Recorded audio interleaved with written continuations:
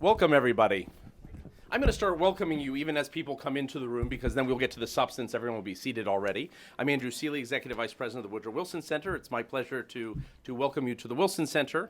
And I really want to thank Karthik Ramakrishnan and Sarah Rosen, who are the two people that actually planned today's event, and the Urban Institute, which really we are the hosts for this, but all credit goes to the Urban Institute for organizing and running today's event.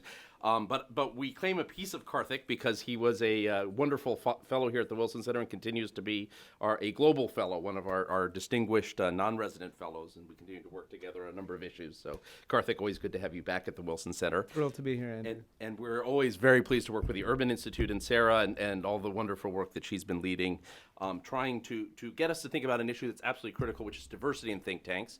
We just finished today, literally a few minutes ago. I see a few colleagues, Spencer and Jim and a few others, a think tank summit of about 70 think tanks from around the United States, Canada, and Mexico. One of the obvious things when you look around the room at a think tank summit, and granted this is sort of upper leadership of think tanks, it is not a terribly diverse group of people. But even if you were to get second or third level people, it is not diverse in gender. It's better than it was 10 or 20 years ago, much better than it was. But it is not where it needs to be. It is definitely not diverse in terms of ethnicity and race. It is not diverse in terms of age. And someone very aptly made a comment, Bill, who I think is in the back there as well, aptly made a comment that, one of the great failings is we also don't reach new generations. Think tanks tend to be reaching out to the same people that they reached out to before. There are notable exceptions, and there are think tanks that have innovated, but they are the exception. And so this is something. This is a very, very timely topic. This is the second time we've worked together on an event like this, and let me turn it over to Karthik. Thank you for coming here, and thank you especially to the Urban Institute for running today's event. Thanks for hosting. Pleasure to be here. Thank you, Andrew. And Andrew is too humble because Andrew has been pivotal in both of these instances in offering the resources of the Wilson Center, and you can just even hear it from the kind of commitment that he has personally and institutionally in his position to try to make a difference on this issue. I'm Karthik Ramakrishnan. I'm an Associate Dean of a brand new School of Public Policy at University of California, Riverside. I'll just give a brief plug. We're still offering a free ride for MPP students in our inaugural class. So if you know of anyone who's interested, email me or just go to our site. Well, one thing that is relevant, though, it's really heartening, is that UC Riverside is one of the most diverse college campuses, and we're seeing in our MPP class a strong level of diversity in terms of socioeconomic diversity and racial and ethnic diversity. So, and that's something that I think will be one of the pieces of the conversation in terms of where do people end up recruiting from, and might some of those recruitment strategies make a difference if you're just recruiting people in the Washington, D.C. area, for example, versus other parts of the country that might provide more diversity than what you find more locally. This is the second, in fact, it's the third meeting, because the second meeting we had was virtual. The last time we had this conversation in person, IRL, which is in real life, was... Karthik does know how to reach the younger audience. Right.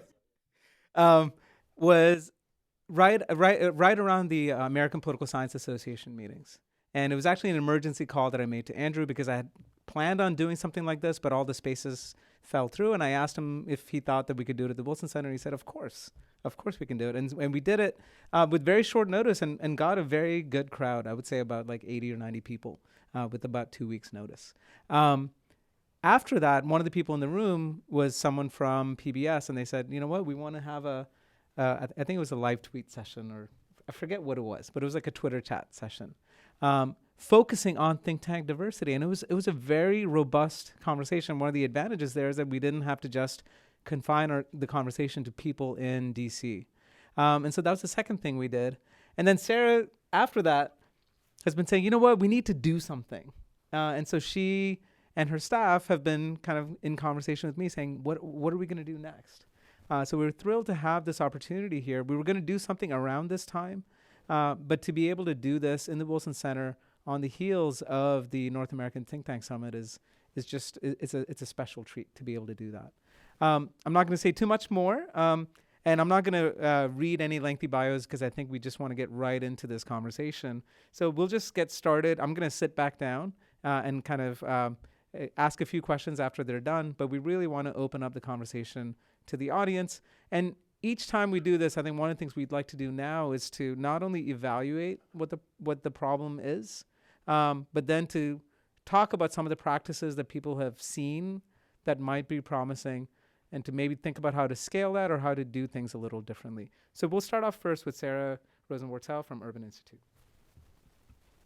So I can't tell. Is this on? Yep. Well, thank you, Andrew. Thank you, Karthik. Really thrilled to be here with my colleagues. Thank you to Terry Ann Craigie and Amy Ellsbury, who helped put this together on our team.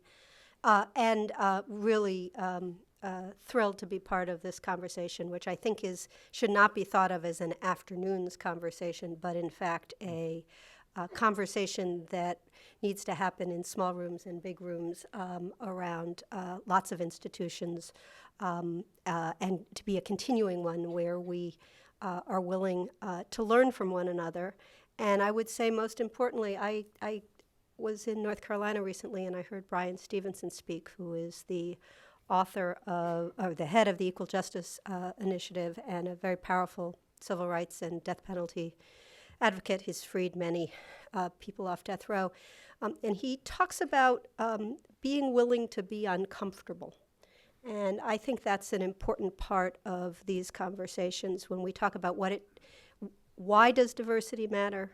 And if it does matter to us, then what are the right things to do about it?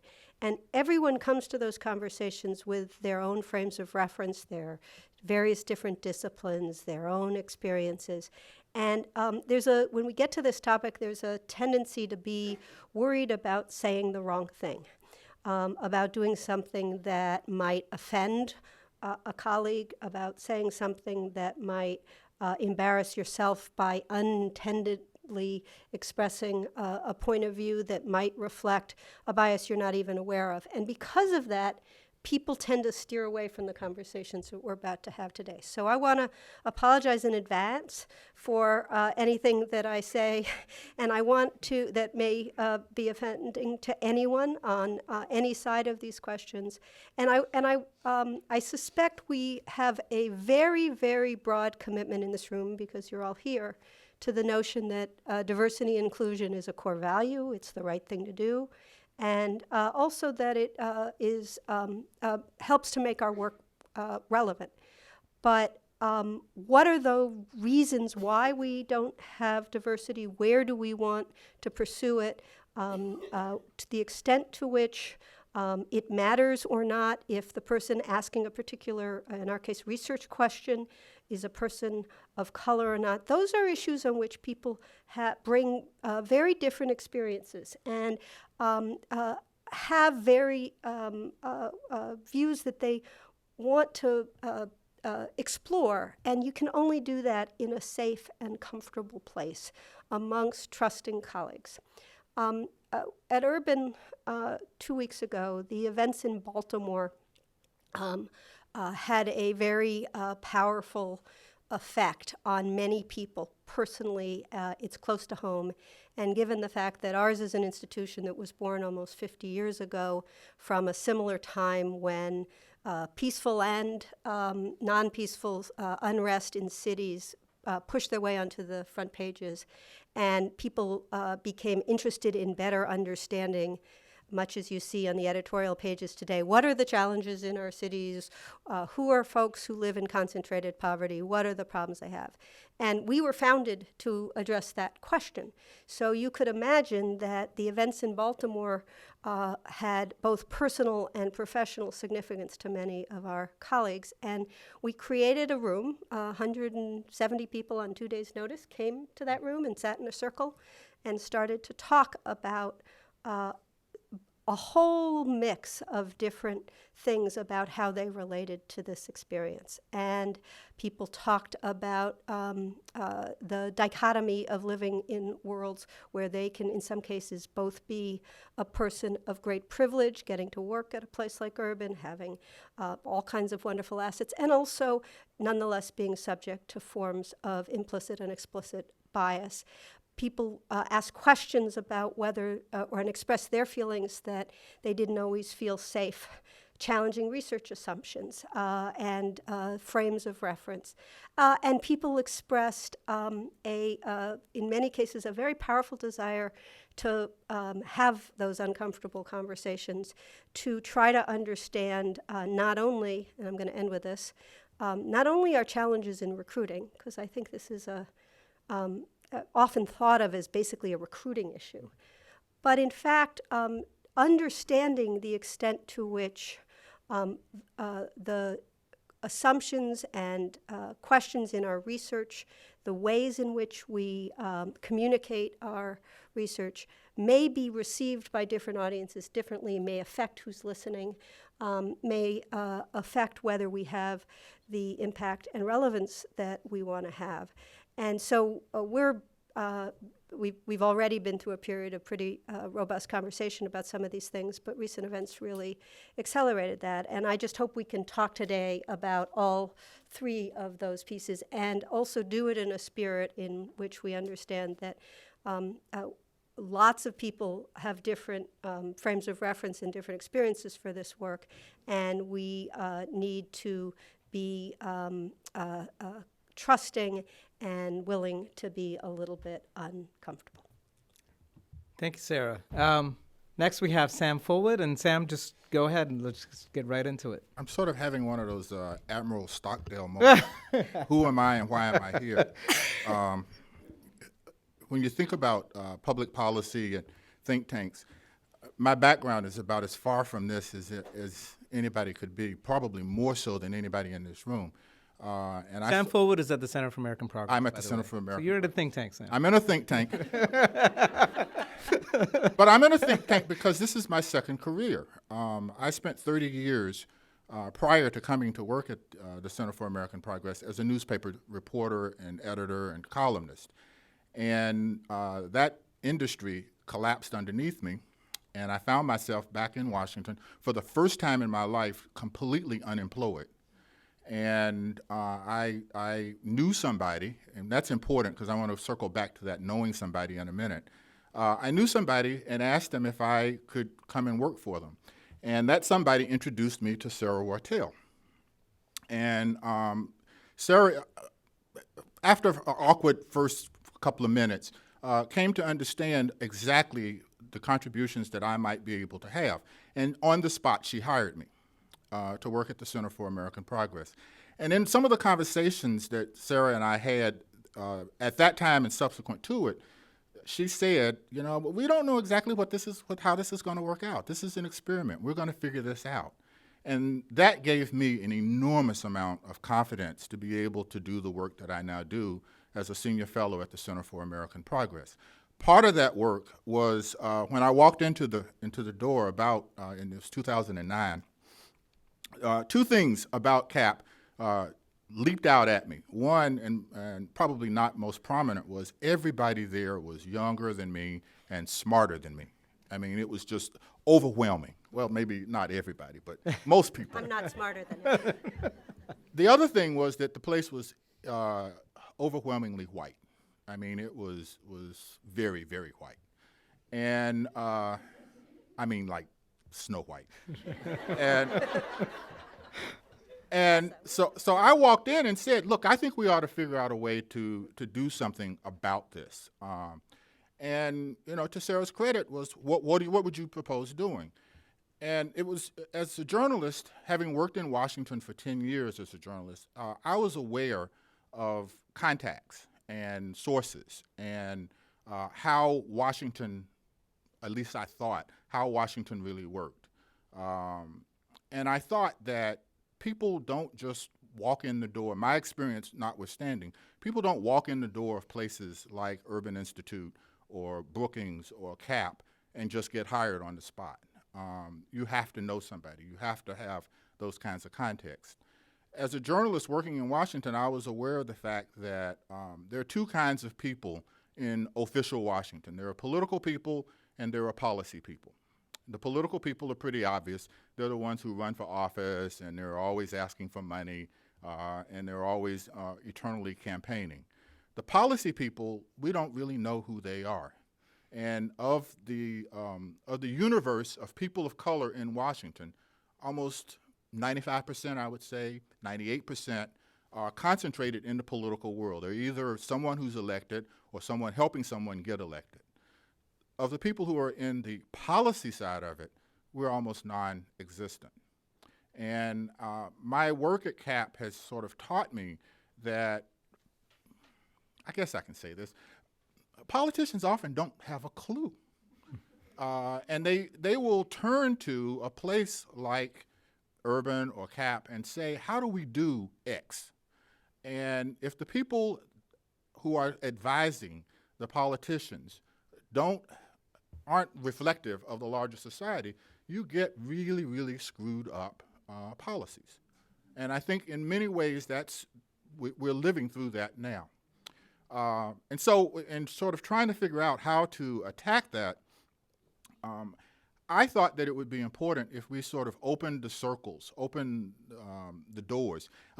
When I talk about working at CAP, I often tell people that in Washington, along K Street and Massachusetts Avenue and Pennsylvania Avenue, you have all these boxes, these buildings, and you can walk down the street or stand on a corner and you can see people, mostly in dark suits or business attire, going into these black boxes, and you have no idea what they're doing. They go in, they stay there all day. Sometimes they're there late in the night. You can see the lights come on when it gets dusk. And I often wonder, what are they doing inside those places? Well, they're making decisions that will affect how politicians go about doing what they're doing, whether they're lobbyists or they're think tank people or they're whoever, lawyers or whatever. That's what think tanks really are about. They're like these black boxes. And once you get inside them, it's Oz. I got inside at CAP, and I was amazed at the things and the people and the personalities that come in through our doors every day and the work that we do, and the way in which people really help inform and shape and change our society. For most people of color, those black boxes don't have doors, they don't have windows, and you don't even know any of the people who go into them or come out of them. And so my idea was, what if we sort of opened up those black boxes? And thanks to Sarah, who green-lighted it, I created something that we call the Leadership Institute at CAP. I really wanted to call it Wonk School. And they liked that idea at first. But in talking to people, it really isn't a school. It's an opportunity to figure out how do you network people who don't have the access and the understanding to policy world with people who do. And that has been really a great joy of mine, to be able to do that kind of work, to be able to give the experience and the opportunity to see what's going on inside the black boxes of policy making in Washington there. We have now done this for about 4 years. I have the most current class of our fellows here with us today. I hope some of you will get an opportunity to meet some of them. And I'm going to stop there, and I look forward to conversations and questions. That's great, and we'll ask more specifics later, I think, maybe in the Q&A on kind of the specifics of the Leadership Institute and what some of those folks have done. Denise. Hi. I'm also interested in what you had said, because I think I've had a second career too. And that's actually why I think this topic is incredibly interesting. Before moving into career services, I spent about 15 plus years in the nonprofit and the public sector field, where I started as an AmeriCorps. And you have tons of national service members, incredibly diverse. And you look at the leadership of these nonprofits, you look at the leadership in public sector, you look at the leadership at think tanks, doesn't reflect what the community looks like. In this day and age, it used to be, and I know we're looking at think tanks here today, but when I work with my students, we talk about that people navigate all the sectors now. People don't just go into think tanks and stay, and people need to be coming from within the field, I think, which is huge, to have a level of credibility on the policy questions. Right before moving into career services, I was running a project called A War on Poverty, based out of the Florida Minority Community Reinvestment Coalition. And they hired a research center at a university in Boston, where I walked in the room and I was the one lily white face in the room. Well, why did that exist that way? Why wasn't there another place for them to fund this project? So this is this is the lens with which I bring in the work that I do with our students. We see this. I was based actually at that point at the Heller School for Social Policy at Brandeis University, where we were looking at increasing diversity at the school. Well, we had to look at what's our faculty look like. So they were doing an assessment of our faculty. We were very lucky we had Anita Hill on our faculty, somebody who's very comfortable with being uncomfortable. And she challenged us to look at, the way that we were recruiting for faculty, diverse faculty. And she forced us to see things we wouldn't have seen if we hadn't had her lens. And we wouldn't have had that lens. And it was more than just, it was the language we were using in job descriptions. It was how we were doing our outreach to try to connect with people. If everybody in our faculty was doing outreach to their faculty, they were going to get the same people that look like them. So this is a conversation. I'm now at the Trachtenberg School of Public Policy and Public Administration at George Washington University. I also have a public policy and management master's myself, so I'm familiar with this world. We recently did a diversity and inclusion assessment of our school, looking at not just recruitment, faculty, curriculum. Are we creating a space where people come in, whether it's diversity of race, whether it's diversity of political affiliation, whether it's sexual orientation? Do we have an inclusive community? It was some very, very difficult questions. As a school, about 2.5 years ago, when you talked about women in leadership, we had women in our program. We have about 60 to 65% women in our program, yet they were going out and working at these think tanks and saying, why doesn't the leadership look like us if we have so many of us? So we started a women's leadership program. We're going into the 3rd year of it, specifically to target this. So it's something that as a school we're looking at, and it's hugely challenging because we're trying to see if we don't have pools of people that are interested in going into this field, or if we get them there and they're not looking for us, or they're looking for opportunities and they're not welcome in those locations, what's the point? So there's just so many touch points on this, and I appreciate being on this panel because I feel like I've worked in the field of this, and I see what happens when you don't have the level of credibility. I mean, what credibility could I have when I'm standing in front of a room where I don't come from the community where somebody serves? There's a certain amount of research that I can do, but there's a certain amount that I can't understand. And it's knowing the policy questions that need to be asked. That's that level of credibility.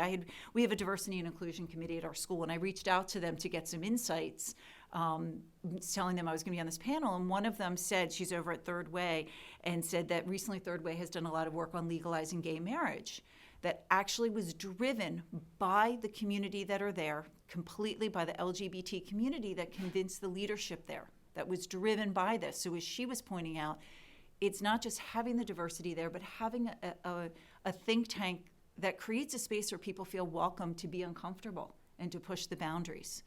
So this is wonderful for us because I hope to come out with ideas for what I can be doing in terms of recruitment and in terms of making sure that our students, our alum, and actually we're part of a network of schools around the country that you're now a part of public policy and public administration, that are changing the language that we use to help be a part of the solution. Great, thank you. Well, I'll start maybe with you, Denise, and anyone else can jump in too. One of the things when I've told people about this event, or even in my personal story after grad school, I went to work at the Public Policy Institute of California, and I had no idea what a think tank was. And kind of my seminal moment was actually in DC. It was the American Political Science Association meeting. Now I know better, but at the time I had my paper fully done when I had submitted my proposal, right, and ready to deliver it. I was excited, and I got into a panel with other people doing work on immigrant political behavior. And this was in the late 90s. I thought, this is such a huge issue with all, especially with immigration. I guess we can call it immigration reform of a sort, but all the immigration legislation going through. And I expected a ton of people in the audience. It was an 8 a.m. Thursday panel, right, in Wardman Park, and there were like 5 people there. And I was like, this is just crazy that you put in all this work, and it's very relevant work, and there's such a limited audience for this. And so then I started looking, and it was helpful because there were a couple of other political scientists who were publishing in political science journals who were fellows at PPIC. So then I met with one of them. I talked to them about what that was about. And so that was very helpful. But when I talked to other people, there's still a lot of, either mystique or they just don't. The think tanks, even though they exist, and there are all these black boxes. I think even among people who might be relatively successful in whatever they are doing in their master's programs or PhD programs, don't really know who they are and what they do. And so, how do you kind of get them interested or even aware of these possibilities? I think I do a lot of bursting bubbles. And that's part of my job is to, we connect people as much as possible. I think this speaks to one of the challenges around diversity. There still is a perception that the think tanks are just doing research for research's sake. And I don't think that there's enough education around what the impact of the research is in the community and pushing things. And I think we were talking earlier, someone is in the audience at the Council of Foreign Relations, and we were talking about that there's this misperception of that, and then sometimes if someone is coming from a community where they really want to make a difference, and their perception is that this work is going to be so macro level that they're not going to actually be able to move the needle, there's no interest in it. So, we do what most schools do when we try to connect students as much as possible for them to really understand it. But I think that's something that think tanks can really do. I know that there's a think tank we took students to, CFED, that actually referred to themselves as a do tank. And that language was very helpful for our students to see, oh, they don't do research, they're doing it to push things. They're actually connected in the community. So that disconnect absolutely still happens, and there's more communication that needs to occur. Sam, the any whole thoughts idea of on that? bursting bubbles is real. When I tell people what I do, they think, "Oh, that's great. You mean you have time to just think? You have an office and you just sit there and you think." And I say, "Well, no, actually, I go to meetings." Okay, that bursts a lot of bubbles right That bursts a lot of bubbles right there. But really, the reality of it is that if you want to have an impact, you've got to change policy. And I think a lot of Americans don't really understand, all Americans really have a trouble understanding the nexus of policy and politics. And it really was driven home to me when I was doing a little bit of the groundwork for the Leadership Institute. I met a young Latino woman who told me that after graduating from Harvard and after getting her law degree from Yale, she wanted to have an impact, and she went back to her community on the Texas-Mexico border and was doing immigration work. And she was doing fantastic immigration work, representing people in her little community, handling visas or green cards or getting people out of jail or whatever it was. She was winning cases. She was making an impact. But she thought, gosh, I'm doing these one at a time. I'm doing, one-offs. What if I could do it wholesale? How can I do that wholesale? She had no clue after having, graduated from both Harvard and Yale, how do you do this wholesale?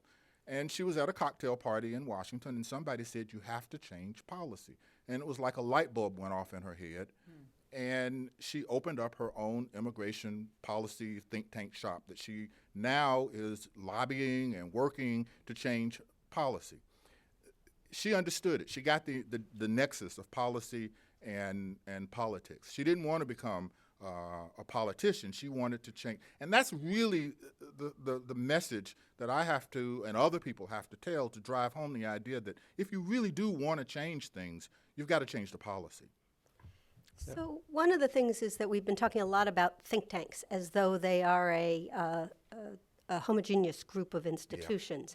And in fact, the expertise, the skills, the nature of the work, the identities, the experiences of institutions represented on this table and with Andrew are very different, and there are many others. So the differences are on at least two important dimensions. One of the dimensions is on what tools people bring to bear to do try to influence policy. I think the common theme in all of them is that they try to influence policy. But the research that one does if you are exploring the effects of different kinds of diplomatic initiatives on parts of the former Soviet Republic or any other part of foreign policy, those tools are often different or a political science bent than if you are trying to inform public policy with heavy quantitative and other social science skills, whether it's economics or other things. Some institutions have a great deal of what I like to call a great number of formers, and I fall into this category. They're people whose expertise is in issues, and some of that comes from having been part of the policymaking process inside government in some place or other. So you can be doing research that's designed to be informing. You can do policy, knowing what levers to pull. And you can be a synthesizer of research. You can be able to think about how do you accurately and respectfully exploit the research that's done by social scientists in the academy and in institutions like Urban. And then there are institutions that are also think tanks that start from a point of view. Sometimes it's value-based, and then they go and they look at what policy would best advance those values. And when CAP was formed, it very much intended to be an institution with a point of view that was seeking to develop policies that were intended to drive, not be political itself, but drive support for the values that are debated in the political discussion. Culturally, the institutions that I've worked in, Urban and CAP, couldn't be more different. And they are culturally very different from places like the Council on Foreign Relations or the Wilson Center, where they have more of an expert, a combination of the formers and the sort of political scientists and people who study diplomatic. So I think the other thing when you say these black boxes, if you live and work in Washington, you start to get insight into the very big differences between these different kinds of institutions, and you need to help people come to understand what is it that they're looking to do. Do they want to be advocates that are bringing evidence to bear on their preferred? Do they want to be analysts? Do they want to be policy experts? And what are the experiences and the skills that they would need in order to be good at that? And I think Sam has taught me that a lot of that information about that granularity about these different institutions is information that gets transferred through informal networks, through the ways in which people may talk to a professor in graduate school, may have an internship on Capitol Hill. And some of those informal networks are not as strong for young people of color.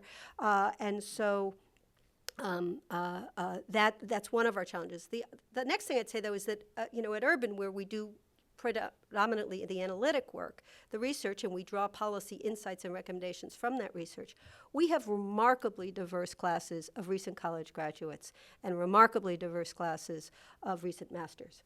But the question is who decides that the role of research is comfortable or that the institution is a place. So the challenge, that's why I want to emphasize the challenge is about recruitment at multiple levels, not just at the young level. And it is also a challenge of retention and creating a path forward and sharing the strategies to be successful in different environments with all of our incoming employees. Okay, now a couple more rounds, and then these are going to be rapid rounds. I've learned from some of my media colleagues in trying to do this, so we're going to try to do this. One on recruitment. One of the things I wonder about, when you look at other places that have an ecosystem like Silicon Valley, there's a lot of churn. And I see that in Washington too, right? People go work in different types of settings. So is that happening less so among people of color? You said there are a lot of people mostly in the political world and not as much in the policy world. So is that kind of shuttling, like basically trying to figure out where your fit is, but also climbing the ladder, as it were, in a multidimensional way? Are some groups doing it much more skillfully than others? I wish that there were large enough numbers that we could sort of talk about the churn of people of color. It doesn't exist right now. The real challenge is getting people in and understanding and keeping them energized to do the work. One of the big challenges, I think, for people of color is that you come in, young people in general. I'm going to do this rapid round, so I'm going to go to the next. Anyone else want to comment on that question? You'll have more time, Sam, in a second. Sorry. Anyone else want to comment on that? I would just say that I think people should have multiple opportunities to figure out where they fit. But again, I think it is there are questions for institutions also about whether the informal ways in which people feel supported to grow and have opportunities within the institutions they first land in, whether those strategies and tools are being conveyed as effectively, and are there informal or other communications barriers that make it harder for us to share our trade knowledge, if you will, as effectively across boundaries. But is there a norm of institutions not poaching each other's talent? I mean, are there like parties where people like who are kind of in the more entry level things kind of share information that you would see in other types of industry ecosystems? I mean, in our world, churn is, I think, not looking particularly at diverse applicants. I think poaching happens all the time.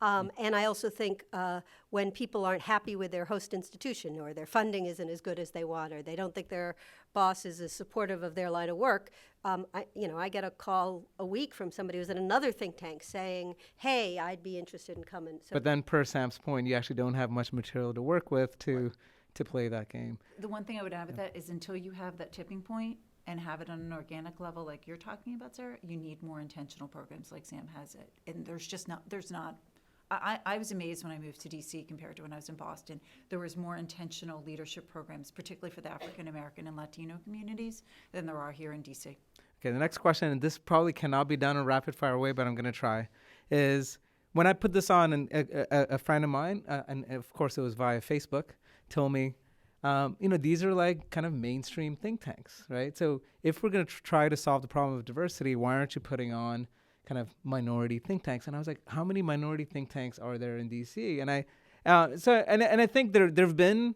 kind of, so Sam is pointing to Spencer, right? Right, and then Are there any others, Spencer? PolicyLink is a think action tank with DC and California. So we'll get to the audience in a second. And Spencer, if you don't mind, you've been outed, so you're going to have to speak up at some point. But it seems, but even in the case of the Joint Center, what I had heard, and it was great because I met Spencer for coffee earlier this week, was that they're coming back into business, right? And so there are other think tanks, but in fact, if you look at where power is, most of the power, most of the funding is in these mainstream think tanks. And it seems like, yes, you might have these of the thousands or more than 1,000 think tanks that exist. Clearly, there are some that might have leaders of color that might be doing good work, but they just do not have the reach, the resources, the prestige. I think that is a holy grail to have think tanks, action tanks of color. I would jump at the opportunity to do that kind of work. They just don't exist, and the biggest reason that they don't exist, I would argue, maybe Spencer can argue counter, is that you have to have resources. I mean, these institutions require resources, and you have to have the support to be able to make advantage of the information that you're going to get. Now, do the mainstream think tanks give respect to the minority-led think tanks? Well, they don't exist. I mean, they exist on small scale, and I think the one thing I'd say is I am hopeful that if we have this conversation in 5 years, that we will answer this question differently. And one of the reasons for that is that the traditional funders of think tanks are foundations, and they themselves have been going through a very profound change in leadership. If you think about the leaders of a number of the largest foundations and how they've changed, they are leaders of color at the California Endowment, at RWJF, at the Ford Foundation, and others, and in senior leadership positions at other foundations. And I think there is a very intentional conversation happening about how do we, Annie Casey is supporting a program to try to help build the skills of evaluators of public policy programs, to create a feeder system into the contract research shops and the sort of the government the think tanks that work closely with government that have the perspectives of color, and they're funding programs to do that because they are themselves going through a very important cultural conversation. And we are being asked very different questions by our funders about our diversity, about programs we do have to ask questions about the perspectives. And I will say one last thing in my 30 seconds. There's a very interesting field emerging. It's not emerging, it's been around for 20 years, but that is getting a lot of attention in this context, which is community participatory research, where you use tools that allow people in a neighborhood, and we've done this recently in public housing, to be part not only of being part of the data collection, but of helping you to understand and interpret. And context matters. You learn things you wouldn't learn if you asked the residents who gave you that survey information what it means to them. And so there's a lot of techniques and tools, and foundations are encouraging us to start to use those strategies more.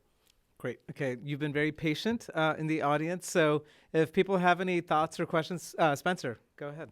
I am actually going to. Would you mind standing up? Sure. Spencer? Yeah. So my child care fell through, so unfortunately I'm going to have to leave in a moment to go pick up my son. But I think another factor that is here is that a number of institutions of color, whether they be HBCUs or civil rights organizations, are really kind of going through some changes. You know, the kind of world is changing in terms of the meaning of race, in terms of technology and how it's used, and maybe you don't need, you know, the investment in kind of old infrastructure and maybe some different types of investment in terms of new infrastructure. So I think there are a lot of factors that are, you know, at play that affect all sorts of institutions, but I think institutions of color, you know, face some special challenges, right? And we've got to kind of work through these challenges and create institutions that can deal with the problems of today. And, you know, that's one thing that we're trying to do right now in terms of the Joint Center. Are you Well, one talking thing about more of a virtual think tank? Well, I think the virtual piece and also using expertise, really strong people from around the country and people who are really, you know, leaders from around the country in terms of doing things. So part of it is virtual, part of it is, you know, not investing in, you know, we're not a K Street lobbying firm, right? And don't need the heavy infrastructure. You know, it's kind of like the difference between Newsweek and the Huffington Post, right? Huffington Post has a huge readership, and it's just a different type of platform. And even if you look at the Joint Center in the 1970s, where you had people like Kenneth Clark and you had people like John Hope Franklin, you had big names, it wasn't like they were on the payroll, right? I mean, they were there. They were committed to this cause. So how do you create a platform for big names who want to be part of something larger than... So one other question I want to throw back at you, Spencer, is are there opportunities to collaborate with some of the other well-heeled think tanks? Or do think tanks do joint projects, or is that something they generally tend not to like to do? They do. Yeah, well, my understanding is they do. You know, we're getting to the point where we can do some of that, and now. And, you know, Sarah, for example, has been wonderful in terms of advice. And then there's also another project that we're working on in terms of gun violence and policing and sentencing. And so there is some room for collaboration. So I think the answer is, you know, yes, and that's, you know, a significant part of our future. Yeah, that's great to hear. We've done collaboration at CAP with PolicyLink in creating sort of a document that looks at the changing nature of our society with our Progress 2050 team, where and we wouldn't have been able to do it without the assistance of PolicyLink. Right. Yeah, no, I think to me it seems that even in this kind of virtual world, I mean, I don't want to be kind of too blunt about it, but there's inequality there too, right? So if you look at something like Vox, right, the kind of funding that they were able to raise versus something like, even if you wanted to do something innovative in the virtual space, if you say that I'm going to focus on communities of color, even if you say this is the new majority, this is the fastest growing group, look at the size of this market, I think there's a fair amount of skepticism that you are talking about a niche market. Whereas you go for something like 538 and Vox, and these are not think tanks, but these are kind of virtual So let me push back a little bit, but also agree with you a little bit.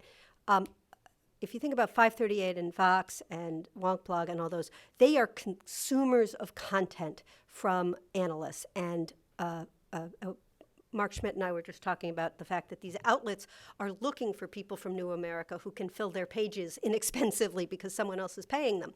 So there is an opportunity, and I think all those institutions, media institutions, are also aware of the extent to which they are bringing voices of color or not into their audiences and drawing upon research. So there is an opportunity. What I would say that is more of a barrier, though, is that to reach them, you have to give them information that distills the essence, the quick, that they can find in four corners.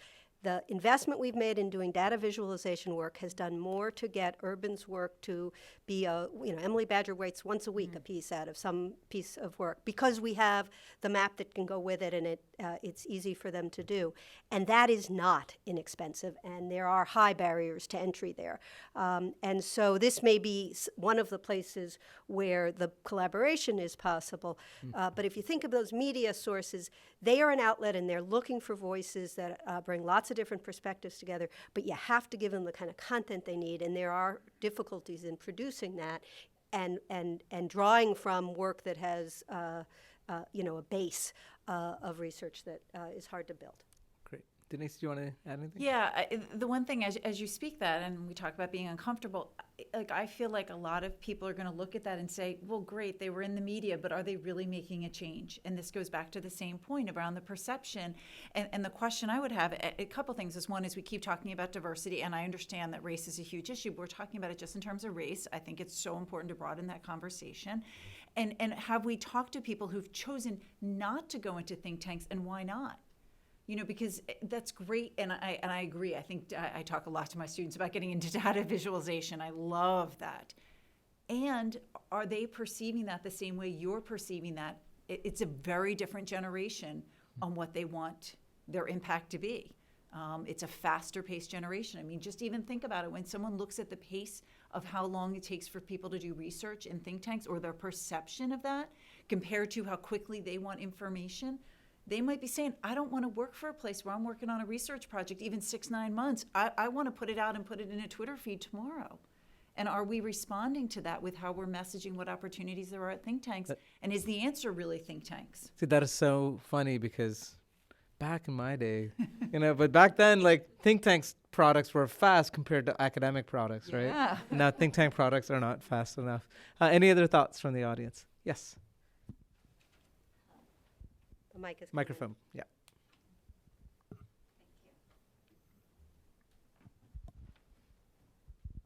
Thank you. Marta Verbetic. I'm from Gallaudet University, which is the University for the Deaf here in Washington, D.C. I just started a little bit conversation before at the reception, but let me just put this here. And we talk about diversity.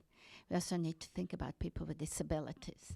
Because, and I will tell you, because I'm in faculty and I'm actually ending now at Gallaudet, and I know how hard it is. I have invisible disability. I'm hard of hearing, deaf.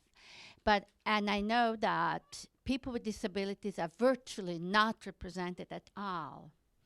In most of the think tanks, actually, all the think tanks, I don't go to all, so I cannot check it out, but I can tell you when I go for conferences, that are professional conferences, I see very few people with disabilities. I only know one more deaf faculty from England.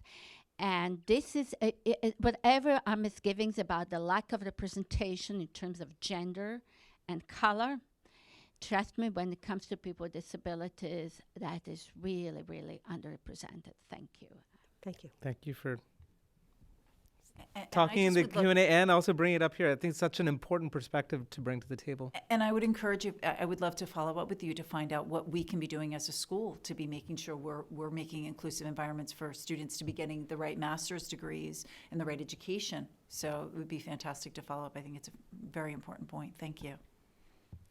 Yes, Arturo. Arturo Gonzalez, Federal Reserve Board. I wanted to also burst another bubble out there. That is about meritocracy, the illusion of meritocracy.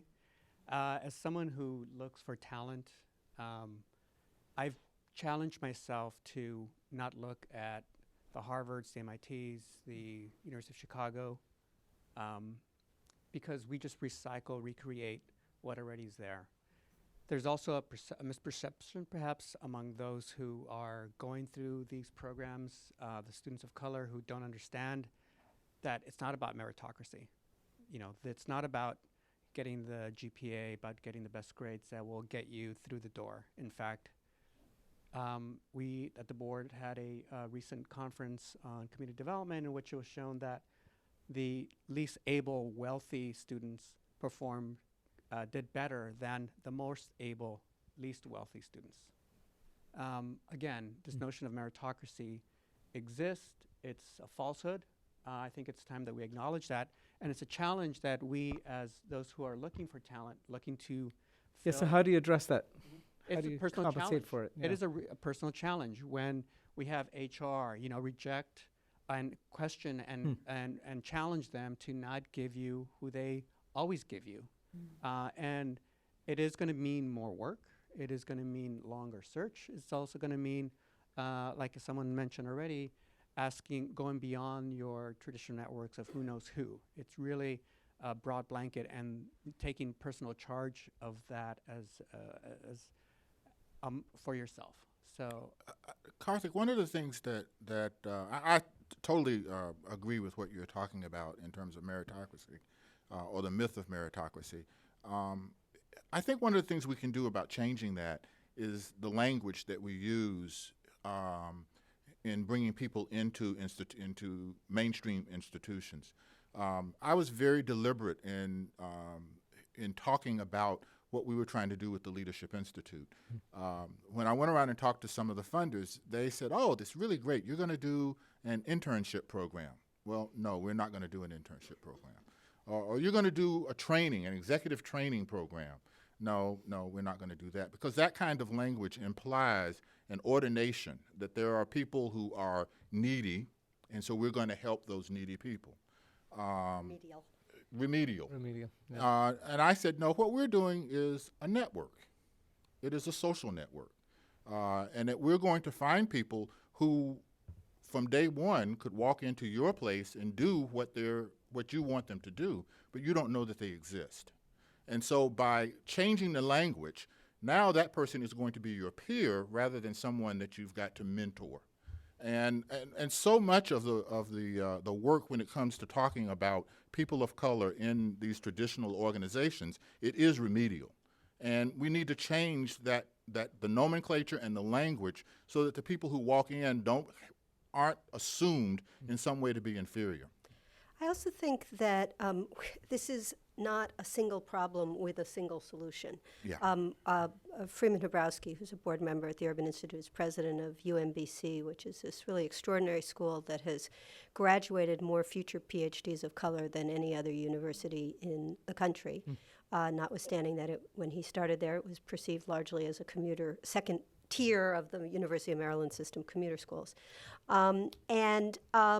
Freeman talks a lot about the power of expectations and focusing and encouraging kids to have develop math skills and analytic skills at a very early age. So there's a whole set of things that we have as a society, and we think tanks can play a role in, that are at that stage in the ecosystem. And then there are these terrific people that you're talking about with great talents but not the same networks. And they are maybe not finding opportunities. And then there are the questions of people who come in and make a decision about whether they, as you were talking about, and this is not only true of people of color or of people with difference, that there are a lot of people sorting out for themselves, how do I want to contribute? And one question for think tanks is that I think we are not necessarily offering a path where people can see explicitly the path to impact. And then I think there are questions within our institutions about whether or not when people do interview for a job or come through the door and work there for a few years, whether they feel they have the knowledge, the informal networks that help them be successful in those institutions. And if they are coming from a program where there are different assumptions than, for example, the leadership or different methods taught or whatever else, that we create, it's not remedial, but opportunities for different skills. But we also begin open to looking at the skills that they bring. And this gets us back to the fact that knowledge of context, knowledge of community, knowledge of the language we use and what it conveys to different parts of our audiences, and we have many audiences. All of that is huge value add to the institution. And we may find that people are not needing of remedy and better, but needing of, we need as institutions to exploit lots of different kinds of talents. So one thing I'll say to add to this, and this is from now the perspective of now being, I think of myself as a part administrator, but now I'm in administration. And one of the things apropos to that kind of merit rhetoric is, I think a lot of times people talk about hiring the best athlete, right? And as if that's how you build an organization, as opposed to thinking about what are the opportunities and what is it that you want to build. Commit to that as an institution and assemble the team that you need to build that. And if that means if you're an organization that cares about poverty, right, and to think about people that might have some personal experience with poverty or come from contexts that have a different understanding of what poverty means, it will be important to have as you build out that institution. I think too often, and I don't know if other people in the room are part of these conversations, I hear the let's hire the best athlete rhetoric, which is not helpful from an institutional perspective at all. We had one more comment and then we'll have to close. Yes. Or question. Yeah, definitely like to agree with Mr. Oh, could you Fulwood. please identify yourself? Yeah, my name is Danish Majid, and one thing I want to point out is that Arturo, right? Yeah, he said that there's a lack of meritocracy. You said it's about who knows you. I think a sort of middle ground that could be bought between those two statements is that who knows you and is aware of you and knows that you're legit. Yeah. I think I think sometimes people with merit have to kind of put themselves out there.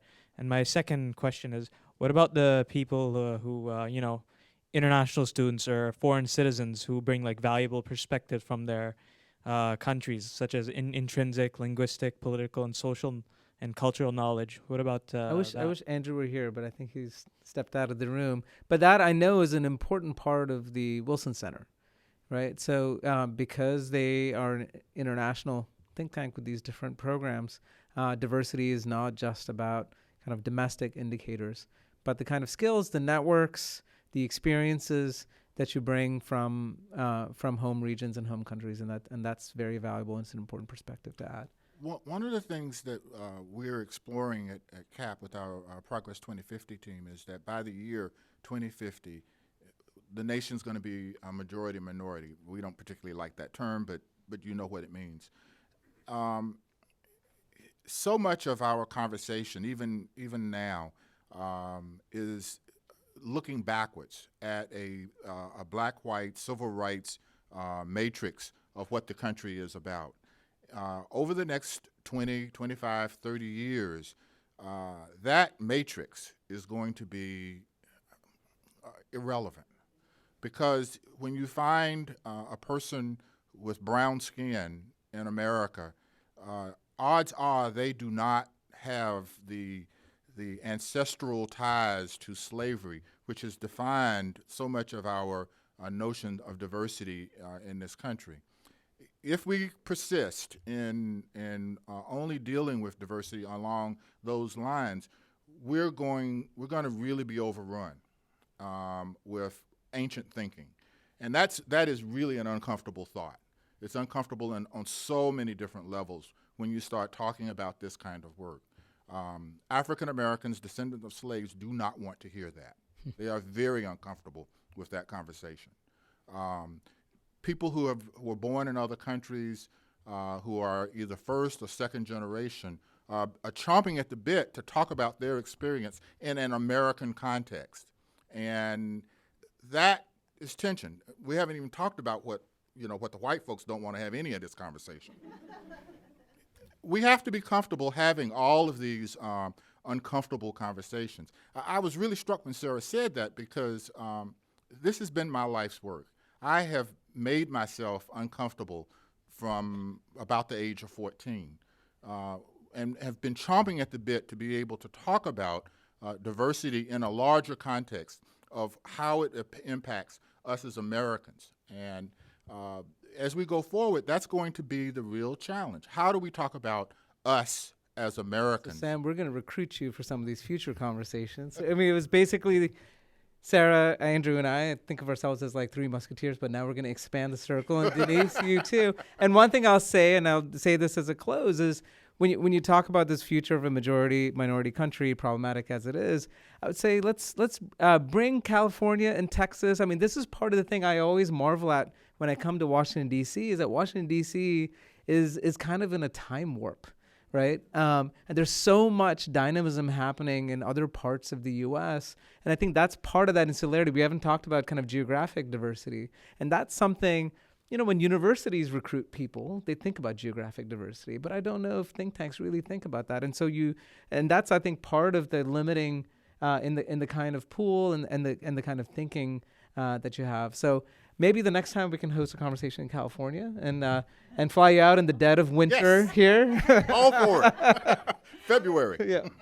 Excellent. Unless anyone else has any final thoughts, thank you so much to the Wilson Center for hosting us for this really engaging conversation. And we absolutely have to continue not only the conversation, but I think we'll try to see if there's some kind of set of resources where we can, it's not just a kind of one-off in-person conversation. So we didn't mention, there's an organization called the Think Tank Diversity Consortium, which I'm looking around to see there are various people who in the room who participate in it. And it's a group that is not exclusively, but a lot of the staff work is done by people who have been in the HR parts of think tanks. And its goal is to really involve more of the researchers and the people thinking about, and the policy analysts and the people thinking about the programs of these institutions as well. It recently held a program for high school students, introducing them to the idea from underprivileged backgrounds of what a think tank is. And it's trying to build out a set of programmatic activities. So, and public policy deans across the country are thinking about this. So I think there's a lot of places we could go to have your conversations and people we can include. Excellent. Thank you for coming in. And I should note that we did invite Zarina, but she's out of the country, but we hope to kind of deepen that involvement as well. Thank you, everyone. And we'll continue.